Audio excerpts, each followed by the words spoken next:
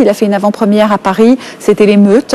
La foule était en délire. Alors il vieillit bien, il vieillit bien. Ouais, mais c'est pas facile d'assumer parfois pour les ados en pleine croissance. En France, Jules Citruc, découvert dans Monsieur Batignolles ou Jean-Baptiste Monnier, la révélation des choristes, ont tous les deux une carrière qui s'annonce assez prodigieuse. Alors comment ils le vivent? C'est un reportage de Valérie Duval. Il approche. Je le sens. Ces fans hystériques attendent leur idole, Daniel Radcliffe, le héros de Harry Potter. En l'espace de 4 ans, ce jeune acteur anglais est devenu une star mondiale. C'est génial! Je m'attendais vraiment pas à ce qu'il y ait autant de monde ici pour venir voir le film. C'est incroyable que cela puisse provoquer de telles réactions. Je m'attendais pas à ça, c'est fantastique.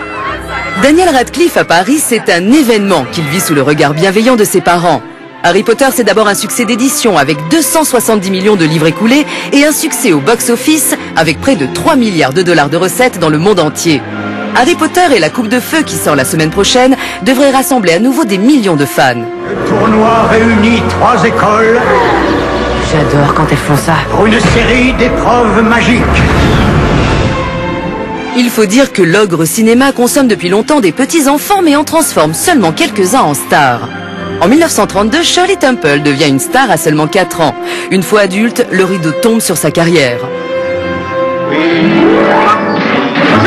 Judy Garland, quant à elle, se perdra en chemin après être devenue star à 16 ans avec Le Magicien d'Oz. Macaulay Culkin, le petit garçon de Maman j'ai raté l'avion, rate désormais tous les bons rôles. Pas facile pour ces enfants stars de devenir adultes. Ce qu'on a pu voir sur beaucoup d'enfants stars qui ont été quand même un petit peu prisonniers du moment où on les a filmés et qui donc continuent à s'identifier à ce moment-là et ont beaucoup de mal, notamment quand arrive l'adolescence, puisque ça marque aussi souvent la fin de ce qui les a rendus célèbres. Mais il y a aussi des contre-exemples. Après quelques dérives, Drew Barrymore, star de E.T. à 7 ans, alcoolique à 9 et toxicomane à 13, est enfin parvenue à se stabiliser en 1995 avec Batman Forever. Un véritable revival pour la jeune femme devenue une actrice cotée et une productrice en vue. En France, c'est Isabelle Adjani dans La Gifle et Sophie Marceau dans La Boum qui ont connu elles aussi la gloire dès l'adolescence. Quant à Benoît Magimel, il avait à peine 12 ans dans La vie est un long fleuve tranquille.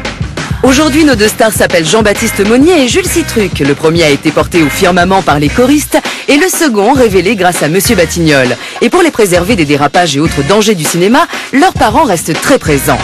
Je suis obligée d'être accompagnée comme je suis mineure de quelqu'un de ma famille ou d'un adulte que je connais.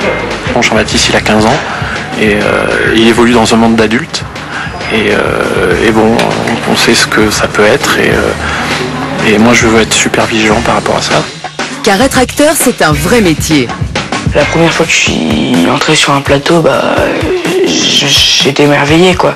40 personnes comme ça, chacun qui sait faire à son truc et moi je suis assez curieux donc j'allais demander à tout le monde ce qu'ils faisaient, j'essayais de comprendre et même jouer c'était un grand plaisir donc au fur et à mesure c'est devenu une passion et c'est ça que je me suis dit bon je vais en faire mon métier. Ce sont les choristes qui ont donné à Jean-Baptiste le goût du cinéma. Je me souviens, moi, le dernier jour de tournage, on était allé le chercher à Clermont-Ferrand. Puis bon, c'était assez émouvant quand même, parce que bon, c'est toujours émouvant une fin de tournage. Et dans la voiture, il m'a dit papa, je crois que j'aimerais bien essayer de continuer le cinéma. Jean-Baptiste termine actuellement le tournage du Grand Môle, aux côtés de Philippe Torreton et Nicolas Duvauchel. Là, c'est un gros rôle, avec beaucoup de textes, donc on va dire c'est mon premier, mais j'apprends. Il prend conscience que bon, ce qu'il fait sur les tournages, c'est du travail, donc ça l'empêche pas de faire l'andouille, mais il reste quand même assez professionnel. Ce qui est vrai, c'est qu'on met les enfants dans une position un petit peu compliquée parce qu'on leur demande quelque chose de paradoxal, c'est-à-dire d'avoir la maturité finalement, d'avoir un métier, et en même temps, ils sont identifiés à ce moment précis de l'enfance. Et même si Jules et Jean-Baptiste sont invités aux avant-premières, possèdent leur propre site internet et sont chouchoutés, ils gardent les pieds sur terre. Souvent quand je parle avec des gens dans la rue, ils me disent c'est bien t'as pas pris la grosse tête et ça c'est ce que je cherche à garder. Moi j'ai vu des gamins qui étaient traités comme des stars, mais après ils se prennent pour des stars, c'est ça qui est grave. Moi, je lui dis que l'essentiel, sa vie, c'est sa cellule familiale, ses copains, ses amis. Bon, après, tout ce qui lui arrive à côté, il sait très bien faire la part des choses. Je me rends compte que dans quelques temps, je ferai ça pour gagner ma vie aussi. Mais bon, pour l'instant, je profite parce que je sais que pour l'instant, je vais faire ça que pour le plaisir, parce que je suis nourri et logé par mes parents. Mais si mon fils, sa passion, il peut la vivre, et surtout, elle le mène quelque part, je crois que c'est le rôle de tous les parents de laisser faire.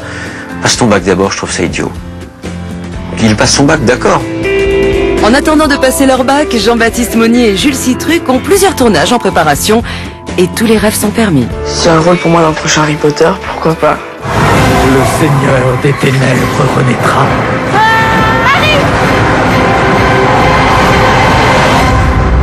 Harry Potter et la coupe de feu. Josiane, vous me disiez en regardant ce reportage, le problème souvent ce sont les parents, pas les enfants. Oui, parce que quand on est parent d'un enfant qui va tourner, d'abord il y a toute une kyrielle de parents qui poussent les enfants très petits à faire des pubs, parce qu'ils se projettent dans quelque chose que eux ne peuvent peut-être pas atteindre, mais que leurs enfants atteindront.